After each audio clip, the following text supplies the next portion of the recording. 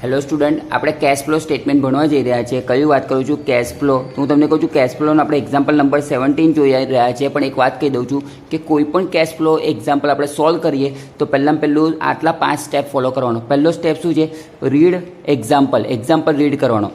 Second point શું કહે છે કે આપણને બેલેન્સ શીટ આપી હશે ક્વેશ્ચનમાં, તો લાયબિલિટી સાઈડ હોય તો ત્યાં ક્લોઝિંગ માઇનસ ઓપનિંગ કરવાનું અને એસેટ સાઈડ હોય તો ઓપનિંગ માઇનસ ક્લોઝિંગ કરવાનું. પણ કોનું અને આ જે ડિફરન્સ કાઢે એ કાં તો પ્લસ આવશે કાં તો માઇનસ આવશે, તો એ લખી દેવાનો. પણ યાદ રાખજો, જે આઇટમ જ્યાં આપણે ડેપ્રિસિએશન ગણવાનો છે, પ્રપોઝ ડિવિડન્ડ આપ્યું હોય, ટેક્સ આપ્યું હોય, ઇન્ટરેસ્ટ કેલ્ક્યુલેશન કરવાનું હોય કાં તો ઇન્વેસ્ટમેન્ટ હોય, તો આનો ડિફરન્સ નહીં કાઢવાનો. શું બોલું છું? આપણે ક્લોઝિંગ માઇનસ ઓપનિંગ ને ઓપનિંગ માઇનસ ક્લોઝિંગ કરીએ તો જે ડેપ્રિસિએશનવાળી એસેટ છે, જેમ કે બિલ્ડિંગ છે, ફર્નિચર છે, મશીનરી છે, તો એનો ડિફરન્સ નહીં કાઢવાનો. પ્રપોઝ ડિવિડન્ડની 2 વેલ્યુ આપી હોય ઓપનિંગ ક્લોઝિંગ, તો એનો ડિફરન્સ નહીં કાઢવાનો. ટેક્સની અમાઉન્ટનો ડિફરન્સ નહીં કાઢવાનો. પછી કોઈ ઇન્ટરેસ્ટ આપ્યું હોય તો નહીં કરવાનું. અને ઇન્વેસ્ટમેન્ટ આટલી આપણી એડજસ્ટમેન્ટ છે, અંતથી વધારે કોઈ જ એડજસ્ટમેન્ટ નહીં હોય તો ઇન્વેસ્ટમેન્ટનો પણ ડિફરન્સ નહીં કાઢવાનો. બરાબર. પછીનો થર્ડ સ્ટેપ શું છે કે આપણે ક્વેશ્ચનમાં OIF લખવાનું. O એટલે ઓપરેટિંગ એક્ટિવિટી, I એટલે ઇન્વેસ્ટિંગ અને F એટલે financing. Investing activity means I ક્યાં લખવાનું? તો જ્યાં ટેન્જિબલ એસેટ હોય, જેમ કે બિલ્ડિંગ છે, ફર્નિચર છે, મશીનરી છે, જ્યાં ડેપ્રિસિએશન લાગતું હોય ત્યાં ટેન્જિબલ એસેટ આવે એવું સમજો, તો ત્યાં I લગાવવાનું. ઇન્વેસ્ટમેન્ટમાં પણ I આવશે. અને ફાઇનાન્સિંગ એક્ટિવિટી એટલે સૌથી ઇઝી, શેર છે, ડિબેન્ચર છે, લોન છે. બસ શેર હોય તો ડિવિડન્ડ મળે ને ડિબેન્ચર ને લોન હોય તો ઇન્ટરેસ્ટ મળે. અને શેરમાં બહુ તો સિક્યુરિટી પ્રીમિયમ આવે. શેર એટલે ઇક્વિટી શેર પ્રેફરન્સ બે હોય કે ત્યાં આપણે F લખાઈ દેવાનું. આટલું બધાને ખબર છે. ફરીથી બોલું છું, ફાઇનાન્સ શેમાં આવશે? શેર, ડિબેન્ચર અને લોનમાં આવશે. અને એનું ઇન્ટરેસ્ટ હશે ને એનું ડિવિડન્ડ હશે ત્યાં પણ આપણે F લગાવીશું. બરાબર. F એટલે ફાઇનાન્સિંગ એક્ટિવિટી. અને ચોથું બોલું છું કે હવે આપણે ફોર્મેટ બનાવી દેવાનું. અને ફોર્મેટમાં જ્યાં O અને એટલે I અને F લખી ગઈ ને, I અને F લખાઈ ગયા ને, હવે બાકી બધી જગ્યાએ આપણે O લખીશું. અને F અને O લખાઈ ગયું તો જો આપણે જે કેશ ફ્લોનું ફોર્મેટ બનાવીશું એ ફોર્મેટમાં જ્યાં O હશે O, I હોય તો I અને F હોય તો F, એ આપણે ફિલઅપ કરી દેવાનું ફોર્મેટમાં. એટલે આપણું 90% કામ પૂરું થઈ ગયું. અને છેલ્લો સ્ટેપ છે એડજસ્ટમેન્ટ. તો એડજસ્ટમેન્ટ આપણે છેલ્લા સોલ્વ કરી દઈશું. તો સૌથી પહેલો સ્ટેપ છે રીડ ધ એક્ઝામ્પલ. તો એક્ઝામ્પલ નંબર 17 કાઢો તમારા પેમ્પલેટમાં કેશ ફ્લો. તો મેં એક્ઝામ્પલ નંબર 17 કાઢી દીધો છે અને મેં મારી રીતે સમ રીડ કરી દીધો છે. તમે પણ રીડ કરી દો. હવે બીજો સ્ટેપ આ. ચલો, પહેલો સ્ટેપ પૂરો. બીજો સ્ટેપ શું છે? જે લાયબિલિટી સાઈડ જેમાં ક્લોઝિંગ માઇનસ ઓપનિંગ કરો ને એસેટમાં ઓપનિંગ માઇનસ ક્લોઝિંગ કરો. તો હું અહીંયા ક્લોઝિંગ માઇનસ ઓપનિંગ ને આપણે લાયબિલિટી સાઈડ જે લેફ્ટ સાઈડ આપ્યું છે ક્લોઝિંગ માઇનસ ઓપનિંગ અને અહીંયા ઓપનિંગ માઇનસ ક્લોઝિંગ કરી દઉં છું. તો તમે બી કરી દો. જો સ્ટુડન્ટ, મેં શું કર્યું? સેકન્ડ સ્ટેપ પૂરો થઈ ગયો. શું કીધું? લાયબિલિટી સાઈડમાં ક્લોઝિંગ માઇનસ ઓપનિંગ ને asset side opening minus closing. તો જોઈ લો. તો મેં બધું લાયબિલિટી સાઈડમાં ક્લોઝિંગ માઇનસ ઓપનિંગ કરી દીધું અને એસેટ સાઈડ શું કર્યું? ઓપનિંગ માઇનસ ક્લોઝિંગ કરી દીધું. જોઈ લો. એક ફોર એક્ઝામ્પલ જો 60માંથી 60 જાય તો 0 છે, 60 લાખમાંથી 60 જાય તો પછી તમારે કહો 34,10,000માંથી 30,90,000 માઇનસ કરો તો 3,20,000. એવી રીતે મેં ડિફરન્સ કાઢી દીધો છે ટાઈમ બચાવવા માટે. અને જ્યાં એડજસ્ટમેન્ટ છે, જેમ કે ડિવિડન્ડ, પછી બીજું શું બોલ્યો? કોઈ પણ ટેન્જિબલ એસેટ છે ત્યાં મેં સ્ટાર દોરી દીધા છે. એટલે આટલી જગ્યાએ મેં સ્ટાર દોરી દીધા છે. કઈ જગ્યાએ? ડેપ્રિસિએશન, ડિવિડન્ડ, ટેક્સ, ઇન્ટરેસ્ટ અને ઇન્વેસ્ટમેન્ટ. આટલું આવતું હતું તો મેં સ્ટાર દોરી દીધું છે. તમને થશે કે સર ઇન્ટરેસ્ટ ઉપર કેમ કર્યું? તો એ તો આપણે ડાયરેક્ટ એડજસ્ટમેન્ટમાં કરશું એટલે અહીંયા ઇન્ટરેસ્ટ શબ્દ નહીં આપે. તો ચલો, આપણો બીજો સ્ટેપ પૂરો થઈ ગયો. હવે ત્રીજો સ્ટેપ શું છે કે આપણે શું કરીશું? OIF લખીશું. તો OIF હું તમારી સામે જ લખું છું કે કયું O આવે, કયું I આવે, કયું F આવે. પહેલાં આપણે છે ને શું કરીએ? F જ્યાં હોય ને ત્યાં લખી દઈએ, પછી I ની વાત કરીએ. તો ચલો ફટાફટ તમે મને કહો તો ચલો, શેર ઇક્વિટી શેર કેપિટલ છે તો શું આવશે? F આવશે. બરાબર. પછી જનરલ રિઝર્વ તમે મને કહો પહેલાં F વાળી લખો. તો Fમાં કોણ આવે? તો શેર કેપિટલ, પછી ડિબેન્ચર આવે અને લોન આવે. હવે તો કોઈ છે જ નહીં. I શેમાં આવે? તો ટેન્જિબલ એસેટમાં જ આવે. એનો મતલબ લેન્ડ એન્ડ બિલ્ડિંગમાં I આવશે, મશીનરીમાં I આવશે, ફર્નિચરમાં I આવશે અને ઇન્વેસ્ટમેન્ટમાં I આવશે. I for investing activity. હવે બાકી જે બી રહ્યું ત્યાં O. બાકી શું રહ્યું? તો જો જનરલ રિઝર્વમાં O, પ્રોફિટ એન્ડ લોસ એકાઉન્ટમાં O, ક્રેડિટર્સમાં O, પ્રપોઝ ડિવિડન્ડ O, પછી બીજું O શું રહ્યું? સ્ટોકમાં O રહ્યું, ડેટર્સમાં O રહ્યું, કેશ એન્ડ બેંક તો આપણો આન્સર છે. હવે યાદ કરી લો, આ જે આપણું છે ક્લોઝિંગ બેલેન્સ એ આપણો જવાબ છે. હવે બીજી એક વસ્તુ કહી દઉં કે આમાં ઘડી તમને એક વસ્તુ કહી દઉં છું. શું કહું છું કે આપણે OIF તો ખબર પડી ગઈ. તો હવે આપણે એડજસ્ટમેન્ટ સોલ્વ કરતાં પહેલાં શું કરો? જ્યાં O લખ્યું છે ત્યાં O લખી દો, જ્યાં F છે ત્યાં F અને I છે ત્યાં. શું કહું છું? 1 મિનિટ માટે જો ફોર્મેટ મારું ડ્રો કરી દઉં છું. પહેલાં ચોથા સ્ટેપમાં શું લખ્યું છે? ફોર્મેટ ડ્રો કરો. તો પહેલાં ફોર્મેટ ડ્રો કરી દઉં છું અને OIFની ફિગર હું લખી દઉં છું. જો ફોર્મેટ છે, આખું ફોર્મેટ બની ગયું છે. જો તમને ફોર્મેટ ના આવડે તો મને પર્સનલી મળજો, કાં તો મારો એક વિડીયો છે જેમાં ખાલી ફોર્મેટ જ કીધું છે, તો એ ફોર્મેટનો વિડીયો જોઈ લેજો. બરાબર. તમે મને મેસેજ કરજો, હું તમને ફોર્મેટનો વિડીયો આપી દઈશ. ફોર્મેટ શું કહે છે એક વાર માટે કહી દઉં છું કે પહેલું ફોર્મેટ છે એ પોતે શું કહે છે? એ પોતે શું કહે છે, cash flow from operating activity. Operating એક્ટિવિટીનું ફોર્મેટ શું કહે છે, જો ફટાફટ બોલી દઉં છું. Profit and loss account, profit and loss account, closing minus opening. તો ક્લોઝિંગ માઇનસ ઓપનિંગ કરવાનો આન્સર પ્લસ પણ આવે અને માઇનસ પણ આવે. માઇનસ આવે તો માઇનસમાં લખવાનું, બરાબર. પછી હું તમને શું કહું છું, સાંભળી લેજો.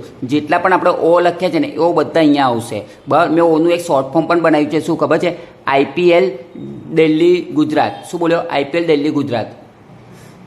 આઈપીએલ દિલ્હી ગુજરાતનું મિનિંગ શું કહે છે, આઈ ફોર ઇન્ટરેસ્ટ, આઈ ફોર આપણે ઇન્ટરેસ્ટ છે, આઈ ફોર ઇન્વેસ્ટમેન્ટ છે, પી ફોર શું છે, પ્રપોઝ ડિવિડન્ડ છે, પ્રોવિઝન ફોર ટેક્સેશન છે, એલ ફોર લોસ ઓન શું છે, સોલ્ડ એસેટ છે, ડી ફોર શું છે, ડેપ્રિસિએશન છે, જી ફોર શું છે, તો ગુડવિલ અને જનરલ રિઝર્વ છે, બરાબર. આઈ ફોર ઇન્ટરેસ્ટ છે અને ઇન્ટરીમ ડિવિડન્ડ છે. તો આટલા નામ તમારે અહીંયા આવવા જોઈએ. શું બોલો, ફરીથી બોલો, આઈ ફોર ઇન્ટરેસ્ટ અને ઇન્ટરીમ ડિવિડન્ડ, બાજુમાં લખી દેજો, ઇન્ટરેસ્ટ અને interim dividend, P for propose dividend અને provision for taxation, L for loss on profit, loss on sold asset વેચતા જે લોસ થાય એ, D for depreciation, G for goodwill અને જનરલ રિઝર્વ. તો આઈપીએલ ડીજે હંમેશા શું થશે, અહીંયા આગળ મોસ્ટલી 99% કેસમાં પ્લસ થશે, પણ આપણે ડિફરન્સ કાઢ્યો છે, પ્લસ આવશે તો પ્લસમાં લખશું, માઇનસ આવશે તો માઇનસ લખશું. પછી મેં તમને એવું કીધેલું છે કે તમને ડબલ ઓ પણ કરાયા છે, બરાબર. ડબલ ઓ એટલે ક્યાં, જ્યાં કરંટ એસેટ અને કરંટ લાયબિલિટી હશે ને અહીંયા નીચેના ભાગમાં આવશે. તો જેટલા પણ કરંટ એસેટ ને કરંટ લાયબિલિટી છે મેં તમને ડબલ ઓ કરાયા છે. આવડેના વિડીયોમાં તમને ડબલ ઓ નહીં હોય તો સમજી જજો કે કરંટ એસેટ ને કરંટ લાયબિલિટી ડબલ ઓમાં આવશે. હવે અહીંયા શું લખ્યું છે, આ જે ટોટલ આવે ને એને ઓપરેટિંગ પ્રોફિટ કહેવાય, પણ કેવું કહેવાય, before change in working capital. Changing working capital એટલે કરંટ એસેટ કરંટ લાયબિલિટીની ઇફેક્ટ આપ્યા પહેલાંનું છે. તમારે એક્ઝામમાં આટલું બધું નહીં લખવાનું, ખાલી આટલું લખો તો લખજો. આવું એરા કરીને પ્લસ માઇનસને આવું કશું કરતા ના, બરાબર, ખોટી જગ્યા રોકશે. અને આપણે પહેલા પેજમાં આખું ફોર્મેટ હોવું જોઈએ. પહેલા પેજમાં ખાલી ઓપરેટિંગ એક્ટિવિટી હોવી જોઈએ, બીજા પેજ ઉપર આપણે બે એક્ટિવિટી બનાવીશું, ઇન્વેસ્ટિંગ અને ફાઇનાન્સિંગ. બરાબર, ઓપરેટિંગ એક્ટિવિટી એ છે, ઇન્વેસ્ટિંગ બી છે અને ફાઇનાન્સિંગ સી છે. બોલો, ખબર પડી ગઈ. હવે તમારે શું કરવાનું છે, આ કમસે કમ પહેલા પેજમાં પૂરેપૂરું બનાવવાનું છે. પહેલા પેજની છેલ્લી 3 લાઇનમાં શું લખવાનું, ઓપરેટિંગ પ્રોફિટ અહીંયા આફ્ટર બિફોર લખ્યું તે જ લાઈન બેઠી, પણ અહીંયા આફ્ટર લખવાનું કે operating profit after change in working capital, ને એમાંથી માઇનસ કરવાનું ઇન્કમ ટેક્સ પેડ, અને બીજું લખ્યું છે ઇફ રિફંડ તો પ્લસ, તો ઇન્કમ ટેક્સ પેડ, અને જે આવશે net cache flow from operating activity. અહીંયા શું લખીશું, ઇન્વેસ્ટિંગ એક્ટિવિટીમાં કેશ ઇનફ્લો અને કેશ આઉટફ્લો. જે પણ એસેટ વેચાઈ હશે એટલે ઇન્કમ થઈ હશે એ કેશ ઇનફ્લો કહેવાશે. જે એસેટ પરચેસ કરી છે, ખરીદી છે, કેશ આઉટફ્લો છે. આ એસેટ માટેની વાત કરી છે. પછી કેશ ફ્લો ફ્રોમ ફાઇનાન્સિંગ એટલે શું, તો શેર ડિબેન્ચર અને લોન. શેર ડિબેન્ચર લોનમાં પ્લસવાળી આઇટમ ઉપર આવશે અને માઇનસવાળી આઇટમ નીચે આવશે. નીચે એટલે કેશ આઉટફ્લો. અહીંયા આગળ શું કીધું છે, એસેટ સોલ્ડવાળી આવશે અને અહીંયા એસેટ પરચેસવાળી આવશે. આ તમને સમજવા માટે પેન્સિલ વડે લખવું હોય તો લખજો. બોલો, સમજ પડી ગઈ. એસેટ સોલ્ડ હશે તો કેશ ઇનફ્લો, એસેટ પરચેસની કેશ આઉટફ્લોમાં લખવાનું. પછી આપણે છે ને પ્રેફરન્સ શેર, લોન અને ડિબેન્ચર પ્લસવાળી આઇટમ ઉપર લખવાની, પ્રેફરન્સ શેર, લોન અને ડિબેન્ચર માઇનસવાળી અહીંયા લખવાની. અહીંયા લખી દઉં છું, કોઈ પણ શેર, પછી લોન કે ડિબેન્ચર પ્લસ હશે તો ઉપર, માઇનસ હશે તો નીચે. અને એ લોકોનું પૂછડું કોણ છે, ડિવિડન્ડ ને ઇન્ટરેસ્ટ એકબીજાના પૂછડા છે. શેરનું પૂછડું ડિવિડન્ડ અને લોન અને ડિબેન્ચરનું પૂછડું ઇન્ટરેસ્ટ. તો જો એ બધું કમ્પલસરી માઇનસમાં આવશે. યાદ રાખજો, ડિવિડન્ડ પેડ અને ઇન્ટરેસ્ટ પેડ તો માઇનસમાં જ જશે. બોલો, સમજ પડી ગઈ. તો આ આવશે આપણું સી. પછી A + B + C કરીશું એટલે આપણો આન્સર શું આવશે એ તમને હું પછી છેલ્લો સ્ટેપ બતાવીશ ડીમાં. આટલું તો ખબર પડી ગઈ. હવે શું કરવાનું છે સાંભળી લેજો. આપણા ક્વેશ્ચનમાં જેટલું ઓ લખ્યું છે એ ઓમાં લખી દો, જેટલું એફ હશે એ એફમાં લખી દો, જેટલું આઈ છે આઈમાં લખી દો. એડજસ્ટમેન્ટ છોડીને, એડજસ્ટમેન્ટ કઈ છે તો મેં સ્ટાર કર્યા છે ને એડજસ્ટમેન્ટ, એટલે એડજસ્ટમેન્ટ આપણે સોલ્વ નહીં કરતા. તો એડજસ્ટમેન્ટ પહેલાં આટલું તો ફિલઅપ કરી દો એટલે 80% આપણું કામ પૂરું થઈ ગયું. ઓકે, ચલો હું પહેલાં લખી દઉં છું, પછી એમાં તમને સમજાવી દઉં છું એટલે વિડીયો નાનો બને. જો સ્ટુડન્ટ મેં ચોથો સ્ટેપ શું કીધું કે પહેલાં ફોર્મેટ બનાવવાનું, તો ફોર્મેટ બનાવી દીધું. હવે જ્યાં OIF લખ્યું છે ને એ આપણે ફોર્મેટમાં લખી દીધું છે. જો હું તમને બતાવી દઉં છું ફટાફટ. તો જો પહેલાં તો OIF તો બધાને ખબર પડી ગઈ, ત્યાં લખ્યું છે કરંટ એસેટ કરંટ લાયબિલિટીમાં ડબલ O લખશો તો ચાલશે. તમને ના ખબર પડે તો બાકી તો તમને ખબર જ છે. ચલો હવે ફટાફટ મને કહો, પહેલું શું છે, ઇક્વિટી શેર છે તો F લખ્યું છે. તો તમે મને કહો Fમાં 60 લાખ છે એટલે ડિફરન્સ તો 0 આવે એટલે કશે નહીં આવે. પછી તમે મને કહો જનરલ રિઝર્વમાં મેં O લખ્યું છે, તો ઓમાં જો તો 3,20,000 છે. તો મને કહો તો અહીંયા જે O એટલે શું, ઓપરેટિંગ એક્ટિવિટી. તો જો નોન ઓપરેટિંગ એક્ટિવિટીમાં જો તો જનરલ રિઝર્વ લખી જાય છે 3,20,000, ખબર પડી ગઈ. એવી રીતે તમે જો પ્રોફિટ એન્ડ લોસ એકાઉન્ટ, તો તમને ખબર profit and loss account closing minus opening, તો 1,80,000 ને 1,50,000, તો તમે જો 1,80,000 ને 1,50,000 બોલો 30,000, ખબર પડી ગઈ. પછી એના પછી તમે જો તો ડિબેન્ચર, તો ડિબેન્ચર શેમાં જાય, ફાઇનાન્સિંગ એક્ટિવિટીમાં. તો ફાઇનાન્સિંગ એક્ટિવિટીમાં જો તો 15 લાખ ક્લોઝિંગ છે, ઓપનિંગ કશું નથી, તો 15 લાખ બેઠા જાય. ક્લોઝિંગ માઇનસ ઓપનિંગમાં જો તો કઈ એક્ટિવિટીમાં લખ્યું છે, મેં ફાઇનાન્સિંગ એક્ટિવિટીમાં લખ્યું છે 15 લાખ. બોલો, અહીં સુધી કોઈ ડાઉટ છે? હવે ત્યાંથી જોશો ને તો 9% આપ્યું છે. આ 9% હિડન એડજસ્ટમેન્ટ છે. તો તમે શું કરશો, 15 લાખના 9% કરો. તો મેં શું કર્યું, 15 લાખના મેં 9% કર્યા તો આ હિડન એડજસ્ટમેન્ટ છે, તો એડજસ્ટમેન્ટની બે ઇફેક્ટ આવે. તો ઇન્ટરેસ્ટ ઓન ડિબેન્ચર તો 15 લાખના 9% કર્યા તો 1,35,000 આવ્યા. અહીંયા મેં 2 ડોટ એટલે કર્યા છે, એની બે ઇફેક્ટ આવશે. તો બે ઇફેક્ટ કઈ આવશે? તો મેં તમને એવું કીધું છે કે IPL DG, તો IPLમાં આઈ ફોર ઇન્ટરેસ્ટ, તો આ ઇન્ટરેસ્ટની ઇફેક્ટ તો પડી ગઈ, પણ બીજી ઇફેક્ટ ક્યાં પડે? તો મેં તમને કીધું છે ફાઇનાન્સિંગ એક્ટિવિટીમાં એનું પૂછડું છે, કોનું? ડિબેન્ચરનું પૂછડું છે, પણ ઇન્ટરેસ્ટ આપણે પેડ કરવાનું છે એટલે કેશ આઉટફ્લોમાં જશે. તો ઇન્ટરેસ્ટ ઓન ડિબેન્ચર 1,35,000 એક ઇફેક્ટ અહીંયા આવી અને બીજી IPLમાં પડી. IPL એટલે ઓપરેટિંગ એક્ટિવિટીમાં. બોલો ખબર પડી ગઈ? ક્લિયર? પછી એના પછીનું જો તો ક્વેશ્ચન તમે વાંચો તો પછી હવે આયા શું? ક્રેડિટર્સ. તો ક્રેડિટર્સ તમે જો તો કેટલા આવ્યા છે? તો ક્રેડિટર્સ 370માંથી 130 મળે ઇન્વેસ્ટ કરે તો 2,40,000 પ્લસ આવ્યા. તો પ્લસ આવ્યા તો ક્યાં લખ્યું હશે? ઓ લખ્યું છે. તો જો તો અહીંયા ઓપરેટિંગ શું છે? ઓપરેટિંગ પ્રોફિટ બિફોર નીચેવાળી એક્ટિવિટીમાં જો ક્રેડિટર્સ લખ્યા છે 2,40,000, એવી રીતે મેં સ્ટોક અને ડેટર્સ લખ્યા છે પણ બંને માઇનસમાં છે. જોઈ લો ક્વેશ્ચનમાં. જો તો સ્ટોક કેટલા આપ્યા છે? અહીંયા ઓપનિંગ માઇનસ ક્લોઝિંગ કરવાનું, તો 3,40,000માંથી 4,20,000 કર્યા તો -80,000. ડેટર્સ શું લખે છે? 30 લાખમાંથી 36 લાખ માઇનસ કરે તો -6 લાખ. તો 80,000 ને 6 લાખ માઇનસમાં લખ્યા. બોલો કોઈ ડાઉટ છે? એટલે કરંટ એસેટ કરંટ લાયબિલિટીનું કામ પતી ગયું. હવે એના પછી જો તો તમે મને કહો લેન્ડ છે, મશીનરી છે, ફર્નિચર છે, ઇન્વેસ્ટમેન્ટ છે, આ બધાની તો એડજસ્ટમેન્ટ છે એટલે મેં નહીં લખ્યું હજી. અને કેશ તો આપણો જોબ છે, બરાબર, એટલે એ તો આપણે લાસ્ટમાં લખીશું. બોલો અહીં સુધી કોઈ ડાઉટ છે? હવે આપણે છેલ્લો સ્ટેપ શું આવ્યા? તો જો તો ક્વેશ્ચનમાં 4 સ્ટેપ પૂરો થઈ ગયો. હવે 5મું કે છે એડજસ્ટમેન્ટ સોલ્વ કરો. હવે થોડું ધ્યાન આપજો. ઇવન તમે આટલું બી કર્યું ને તો 80% કામ તો પૂરું થઈ ગયું. જુઓ સ્ટુડન્ટ, હવે આપણે 5મો સ્ટેપ જોવા જઈ રહ્યા છીએ, જેની વાત કરીએ એડજસ્ટમેન્ટ. એડજસ્ટમેન્ટ કોની આવશે? તો પ્રપોઝ ડિવિડન્ડની આવશે, ડેપ્રિસિએશન આવશે ને ઇન્વેસ્ટમેન્ટ આવશે. ડેપ્રિસિએશનમાં તમને કોઈ પણ એસેટની સોલ્ડ પરચેસ પણ આપશે ને ડેપ્રિસિએશન પણ આપશે, બરાબર. ચલો હવે આપણે ફટાફટ ક્વેશ્ચન પાછો કાઢો અને આટલી એડજસ્ટમેન્ટ સોલ્વ કરીએ છીએ. પણ હું તમને એવું કહું છું કે એડજસ્ટમેન્ટ સોલ્વ કરતાં પહેલાં એક વસ્તુ ખબર હોય છે જેની વાત કરી લઉં છું તમને. જો કોઈપણ એસેટનું આપણે વર્કિંગ નોટ બનાવીએ ને તો યાદ રાખજો આ ડેબિટ સાઇડ આ ક્રેડિટ સાઇડ છે. તો હું તમને એવું સમજાવું છું કે કોઈપણ એસેટનું ઓપનિંગ આ સાઇડ આવે ને ક્લોઝિંગ આ સાઇડ આવે, બરાબર. હું તમને પહેલાં બહુ શાંતિથી સમજાવેલું છે, હવે શોર્ટમાં જ બોલું છું, બરાબર. ઓપનિંગ ક્લોઝિંગ ખબર પડી ગઈ. હવે મેં તમને કીધું કે પરચેસ હોય તો ડેબિટ સાઇડ આવે અને સોલ્ડ હોય તો ક્રેડિટ સાઇડ. અહીં સુધી કોઈ ડાઉટ છે? એવી રીતે જો લોસ હશે તો ક્રેડિટ સાઇડ હશે અને પ્રોફિટ થયો હશે તો ડેબિટ સાઇડ. તમને થશે કે પ્રોફિટ અને લોસ એના પર થાય, તો કોઈ પણ એસેટ સોલ્ડ કરીને તારે જોવાનું કે લોસ થયો છે કે પ્રોફિટ થયો છે, બરાબર. અને બીજી એક વસ્તુ કહી દઉં કે ડેપ્રિસિએશન પણ કઈ સાઈડ આવશે? ક્રેડિટ સાઈડ આવશે. અહીં સુધી કોઈ ડાઉટ છે? ફરીથી બોલું છું, opening closing, purchase sold, profit and loss અને અહીંયા ડેપ્રિસિએશન. બોલો અહીં સુધી કોઈ ડાઉટ છે? હવે મેં તમને કહું છું કે આપણે આવું નહીં લખવાનું ઓપનિંગ ક્લોઝિંગ, આપણે વ્યવસ્થિત વર્ડ લખવાનું છે. ઓપનિંગની જગ્યા પર એવું લખશું ટુ બેલેન્સ બ્રોડ ડાઉન લખશું અને ક્લોઝિંગની જગ્યા પર શું લખશું? બાય બેલેન્સ કેરીડ ડાઉન લખીશું. બોલો કોઈ ડાઉટ છે? ડેપ્રિસિએશનમાં ડેપ્રિસિએશન શબ્દ લખશો કે બાય ડેપ્રિસિએશન, પણ સોલ્ડ વખતે પણ શું લખશું? બાય બેંક એકાઉન્ટ, અને પરચેસ હશે તો પણ શું લખીશ? To bank account. બોલો સમજણ પડે છે? એવી રીતે જો પ્રોફિટ હશે તો P&L લખીશ, પ્રોફિટ એન્ડ લોસ એકાઉન્ટ, ને લોસ પણ હશે તો શું લખીશ? પ્રોફિટ એન્ડ લોસ એકાઉન્ટ લખીશ. એટલે મારો કહેવાનો મિનિંગ શું છે? આપણે સિસ્ટમેટિક બનાવવાનું છે. આવું પરચેસ સોલ્ડ નહીં લખવાનું, બરાબર. બેંક શબ્દ કેમ લખવાનું? કારણ કે ખરીદીએ તો પણ રૂપિયા આપવા પડે અને વેચીએ તો પણ રૂપિયા મળે, પણ રૂપિયા આવે કે જાય એ કાં તો ચેકથી થાય કાં તો ઓનલાઈન થાય. એનો મતલબ બેંક શબ્દ વાપરવાનો છે, બેંક ટ્રાન્ઝેક્શન હોય, બરાબર. અને પ્રોફિટ થાય તો પણ P&L લખવાનું અને લોસ થાય તો પણ P&L લખવાનું. તમને કૌંસમાં આ પ્રોફિટ છે, પરચેસ છે, કૌંસમાં લખો તો લખી શકો છો, બરાબર. હવે એસેટમાં એવું નહીં કે તો એસેટનો મિનિંગ શું થયો કે એસેટમાં પ્લાન્ટ એન્ડ મશીનરી પણ આવી જાય, બિલ્ડિંગ પણ આવી જાય, ઇન્વેસ્ટમેન્ટ પણ આવી જાય, ફર્નિચર પણ આવી જાય. ખાલી એટલું યાદ રાખજો કે ઇન્વેસ્ટમેન્ટમાં ડેપ્રિસિએશન વર્ડ યુઝ નહીં થાય, કારણ કે રોકાણોમાં ડેપ્રિસિએશન ના હોય. તો તમને એસેટમાં એટલે આ પ્લાન્ટ એન્ડ મશીનરી માટે પણ આ જ લાગુ પડે, બિલ્ડિંગ માટે પણ આ લાગુ પડે, ફર્નિચર માટે પણ આ લાગુ પડે, ખાલી ઇન્વેસ્ટમેન્ટમાં પણ આ લાગુ પડે, પણ ઇન્વેસ્ટમેન્ટમાં ડેપ્રિસિએશન નહીં આવે. તો હું હવે એસેટનો પ્રોફોર્મા બતાવું તો કોઈ ડાઉટ છે તમને? તો હવે મારું પ્રેઝન્ટેશન સાથેનું મેં પ્રોફોર્મા રેડી કર્યો છે, તમને બતાવી દઉં છું. જો સ્ટુડન્ટ આ મેં મશીનરી એકાઉન્ટ બનાવી દીધું છે. To balance brought down by balance carry down. કૌંસમાં શું લખ્યું છે? ઓપનિંગ. અહીંયા કૌંસમાં લખ્યું છે ક્લોઝિંગ. અહીંયા શું લખ્યું છે? પ્રોફિટ એન્ડ લોસ એકાઉન્ટ જો પ્રોફિટ થયો તો. અહીંયા શું લખ્યું? પ્રોફિટ એન્ડ લોસ એકાઉન્ટ જો લોસ થયો તો. અહીંયા તો શું લખ્યું છે? બાય એક્યુમ્યુલેટેડ ડેપ્રિસિએશન કાં તો ડેપ્રિસિએશન. યાદ રાખજો એક્યુમ્યુલેટેડ એટલે ભેગું કરેલું. આનું નામ પ્રોવિઝન શબ્દ પણ લખી શકે છે, બાય પ્રોવિઝન ઓફ ડેપ્રિસિએશન, બરાબર.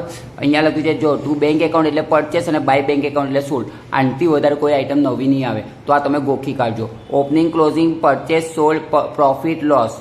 મેં અહીંયા કીધે યાદ હતું કશ આ P for profit, P for purchase, બરાબર. એટલે બધું પ્લસ અહીંયા થાય છે, બરાબર. અહીંયા બધું શું આવશે? તો પરચેસ અહીંયા, તો સોલ્ડ અહીંયા, પ્રોફિટ અહીંયા, તો લોસ અહીંયા, અને અહીંયા એક ડેપ્રિસિએશન યાદ રાખજો. બોલો કોઈ ડાઉટ છે?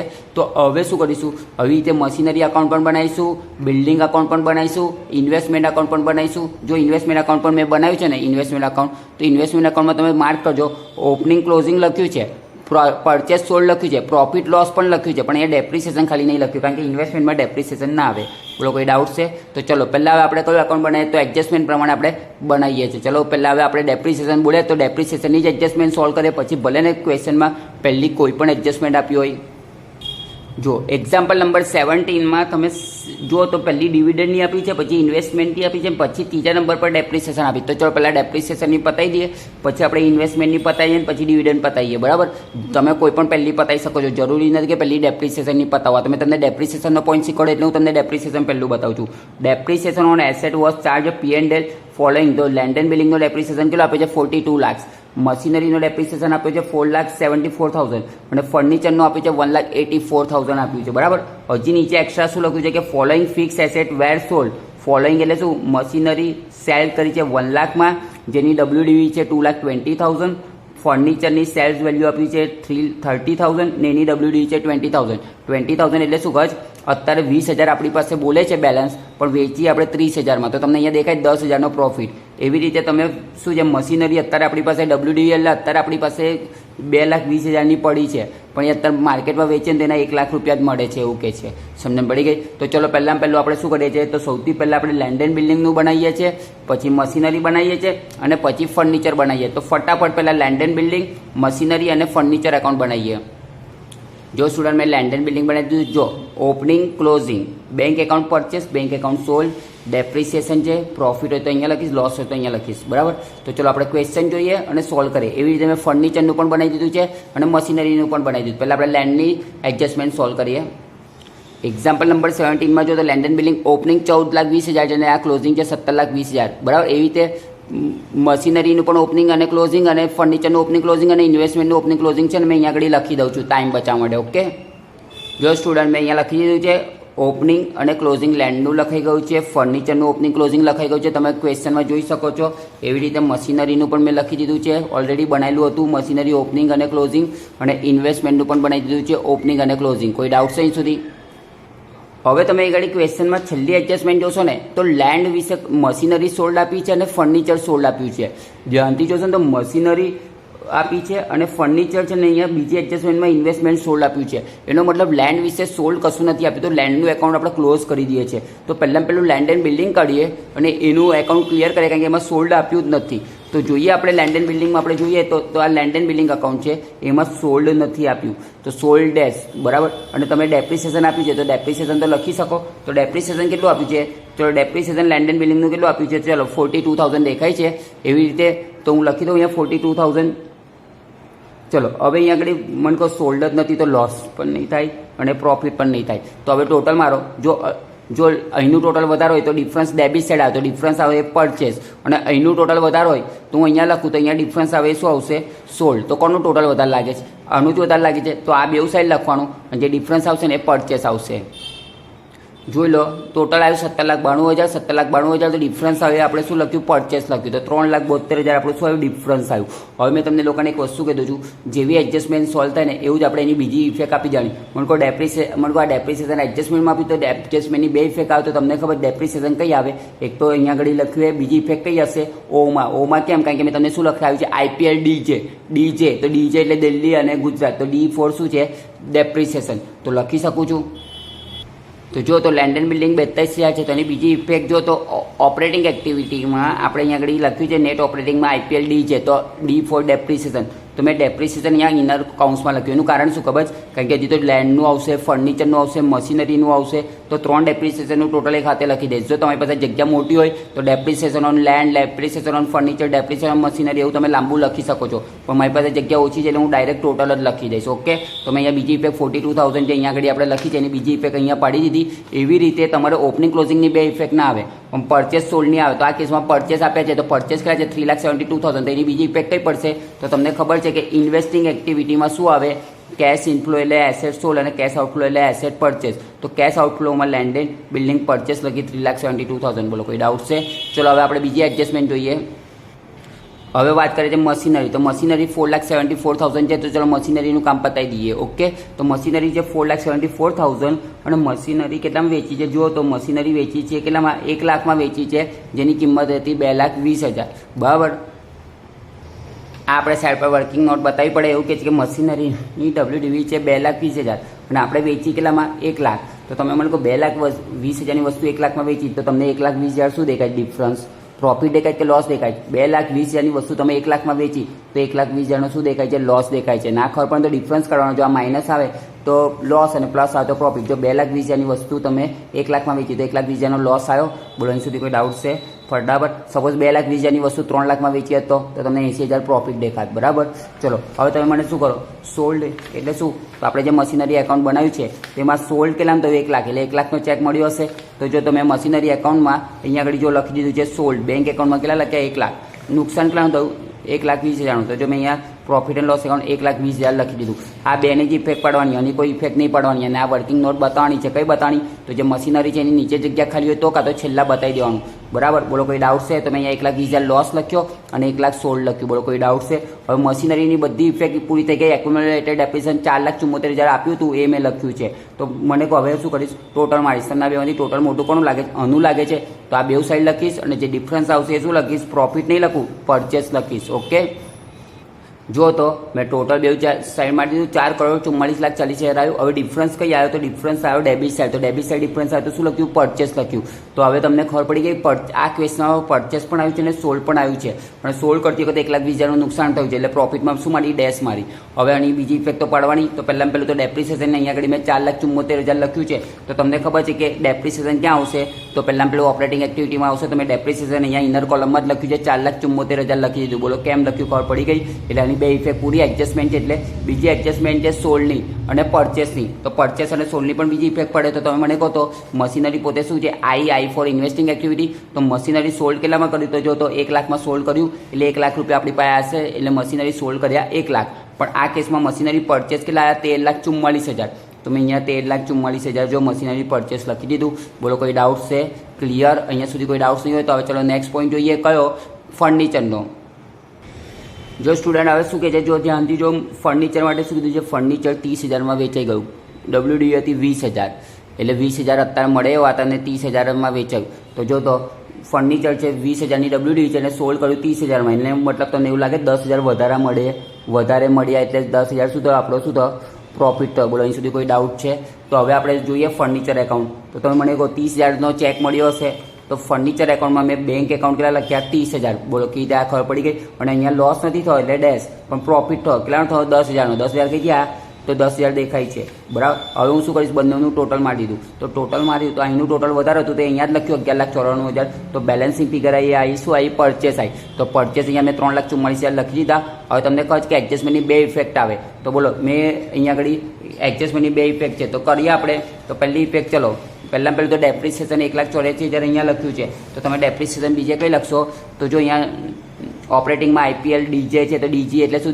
ડેપ્રિસિએશન. તો ડેપ્રિસિએશન અહીંયા આવી ગયું કોનું? ફર્નિચરનું. હવે આપણી પાસે કોઈ ડેપ્રિસિએશન 3 જ આપેલા તો આ 3નું ટોટલ મેં આઉટર કોલમમાં લખી દીધું છે. બરાબર. હવે બીજું હું કહું છું કે આ ફર્નિચર વેચતા આપણને પ્રોફિટ 10,000 થયો. તો પહેલાં આની બીજી ઇફેક્ટ પાડી દીધી. હવે પ્રોફિટની બીજી ઇફેક્ટ 10,000 પાડવાની. એક અહીંયા પાડી છે. તો મેં તમને શું કીધું છે? લોસ હોય તો માઇનસ કરો, લોસ હોય તો એમ રહેવા દેવાનું અને પ્રોફિટ હોય તો માઇનસ કરવાનું. અહીંયા મેં એવું કીધું જો ઇન્કમ માઇનસ લખી છે તો એનો મતલબ લોસ હશે તો આપણે પ્લસ કર્યું છે. તો પ્રોફિટ ઓન ફર્નિચર મેં માઇનસ કર્યું છે 10,000. બોલો સમજણ પડી ગઈ? આ યાદ રાખજો, પ્રોફિટ માઇનસ કરવાનું. બીજી એક વસ્તુ કહું કે મેં જ્યારે તમને મશીનરી એકાઉન્ટ આપણે શીખવાડેલું, કઈ ગયું મશીનરી એકાઉન્ટ? 1 મિનિટ. આજે મશીનરી એકાઉન્ટમાં બધાની બીજી ઇફેક્ટ બતાવી પણ મેં આ લોસની બીજી ઇફેક્ટ નથી બતાવી. તો કહી દઉં છું લોસ 1,20,000 અહીંયા લખ્યું તો એની બીજી ઇફેક્ટ મેં છે ને અહીંયા આગળ લખવાની રહી ગઈ. IPLમાં L ફોર લોસ. તો લોસ ઓન મશીનરી રહી ગયેલી તો મેં લખી દીધી 1,20,000. તમે ભૂલતા ના. જેવી પ્રોફિટની લખવાની આવી ને એટલે મને યાદ આવ્યું કે લોસ રહી ગયો જ લખવાનો. તો લોસની પણ લખાઈ ગઈ. ઓકે. ચલો હવે આપણે શું જોવાનું છે ક્વેશ્ચનમાં? તો ચલો ફર્નિચર એકાઉન્ટમાં તમે બીજું શું જોશો? તો ફર્નિચર એકાઉન્ટમાં હવે લખ્યું છે સોલ્ડ પણ છે અને પરચેસ પણ છે. તો બોલો પરચેસની બીજી ઇફેક્ટ કઈ ને સોલ્ડની બીજી ઇફેક્ટ કઈ? તો મને કહો પહેલાં પહેલું તો સોલ્ડ કર્યું છે 30,000નું ફર્નિચર. તો કેશ ઇન્ફ્લો બોલો ફર્નિચર સોલ્ડ 30,000 લખી દઉં. એવી રીતે ફર્નિચર અહીંયા બેલેન્સિંગ ફિગર આવી 3,44,000 પરચેસની. તો મેં અહીંયા આગળ કેશ આઉટફ્લોમાં પરચેસ ફર્નિચર 3,44,000 લખી દીધું. બોલો અહીં સુધી કોઈને ડાઉટ છે? ક્લિયર? હવે ઇન્વેસ્ટમેન્ટની છેલ્લી એડજસ્ટમેન્ટ જોઈએ. હવે કઈ એડજસ્ટમેન્ટ છે? સેકન્ડ નંબરની એડજસ્ટમેન્ટ વાંચો. ઇન્વેસ્ટમેન્ટ 10,000નું હતું એ આપણે વેચ્યું 12,000માં. બરાબર. 10,000નું વેચ્યું 12,000માં. તો 2,000 પ્રોફિટ દેખાય છે કે નહીં દેખાતો? 10,000ની વસ્તુ 12,000માં વેચી. તો હવે હું શું કરીશ? ઇન્વેસ્ટમેન્ટ એકાઉન્ટ બનાવીશ. જો તો હવે ઇન્વેસ્ટમેન્ટની વાત કરીએ તો ઇન્વેસ્ટમેન્ટ 10,000નું હતું, એ આપણે 12,000માં વેચ્યું તો 2,000 શું દેખાય છે તમને પ્રોફિટ દેખાઈ ગયો. તો હવે એની ઇફેક્ટ શું કરવાની, તો ચલો ઇન્વેસ્ટમેન્ટ એકાઉન્ટમાં આપણે ઓપનિંગ ક્લોઝિંગ તો લખી જ દીધેલું. ઓપનિંગ 50,000 હતા, ક્લોઝિંગ 60,000 હતા. હવે આપણે સોલ્ડ કર્યું છે 12,000માં, તો 2,000નો પ્રોફિટ દેખાય, એનો મતલબ લોસ ડેશ, તો પ્રોફિટ કેટલાનો થયો 2,000નો થયો. અહીં સુધી કોઈ ડાઉટ છે? હવે આ ટોટલ વધારે આ સાઈડનું છે, અહીંયા આગળ પહેલાં પરચેસ નહોતું આપણી પાસે, તો ટોટલ 72,000 તો એનું ટોટલ 52,000 થયું, તો બેલેન્સિંગ રહ્યા 20,000, તો 20,000 આપણું પરચેસ આવી ગયું. હવે તમને ખબર કે એડજસ્ટમેન્ટમાં ઓપનિંગ ક્લોઝિંગ છોડીને દરેકની બે ઇફેક્ટ આવે. તો પહેલાં આપણે આ સાઈડ ડેબિટ સાઈડ જોઈએ, તો ડેબિટ સાઈડ પહેલાં પ્રોફિટની બીજી ઇફેક્ટ કઈ પાડવાની, તો પ્રોફિટની બધાને ખબર છે કઈ આવશે, IPL DJમાં. તો અહીંયા આગળ શું છે, તો જો જેવું આપણે લોસ થાય તો પ્લસ કરે, તો પ્રોફિટ આપણે શું કરવાનું માઇનસ, તો પ્રોફિટ ઓન સોલ ઓફ ઇન્વેસ્ટમેન્ટને 2,000 બીજી ઇફેક્ટ પાડી દીધી. યાદ રાખજો પ્રોફિટ માઇનસ કરવાનો છે, કેમ કારણ કે અહીંયા ઉપર લખ્યું છે ઇન્કમ માઇનસ, તો 2,000 લખાઈ ગઈ. હવે આપણે વાત કરીએ છીએ શેની, આ પરચેસની. તો ઇન્વેસ્ટમેન્ટ પરચેસ કેટલા કર્યા 20,000ના, તો તમે જો કેશ આઉટફ્લો શું લખ્યું છે, ઇન્વેસ્ટમેન્ટ પરચેસ કેટલા લખ્યા છે 20,000. એવી રીતે અહીંયા આગળ લખ્યું છે સોલ્ડ આપ્યા છે 12,000, તો મેં શું લખ્યું કેશ ઇન્વેસ્ટમેન્ટ સોલ્ડ કેશ ઇન્ફ્લોમાં જો કેટલા લખ્યા છે 12,000. અહીંયા કરેક્શન હતી એટલે 12,000 કરી દીધા. બોલો કોઈ ડાઉટ છે? તો આપણે ઇન્વેસ્ટમેન્ટની એડજસ્ટમેન્ટ પૂરી થઈ ગઈ. હવે આપણે જોઈએ છે છેલ્લી ડિવિડન્ડ અને ટેક્સવાળી એડજસ્ટમેન્ટ. જો આપણી ચોથી એડજસ્ટમેન્ટ પૂરી, ત્રીજી પૂરી, બીજી પૂરી, હવે પહેલી જ બાકી રહી. શું લખ્યું છે વાંચો, ડિવિડન્ડ આપ્યું છે 1,80,000 for the year ended 31 March was paid એટલે ચૂકવ્યા. હવે પહેલાં તમને કહી દઉં છું કે ડિવિડન્ડનું પ્રોફોર્મા ખબર હોવો જોઈએ, તો એ ડિવિડન્ડનું પ્રોફોર્મા સમજાવી દઉં છું તમને. પ્રોફોર્મા મીન્સ એનું account working note. Provision for taxation હોય કે ડિવિડન્ડ હોય એનું સેમ જ છે. કેવું ખબર છે, આપણા ક્વેશ્ચનમાં ટેક્સેશન નહીં આપ્યું પણ કઈ, એટલે અહીંયા આગળ હું ટેક્સ શબ્દ ચેકીને શું લખી દઉં છું, ડિવિડન્ડ લખી દઉં છું.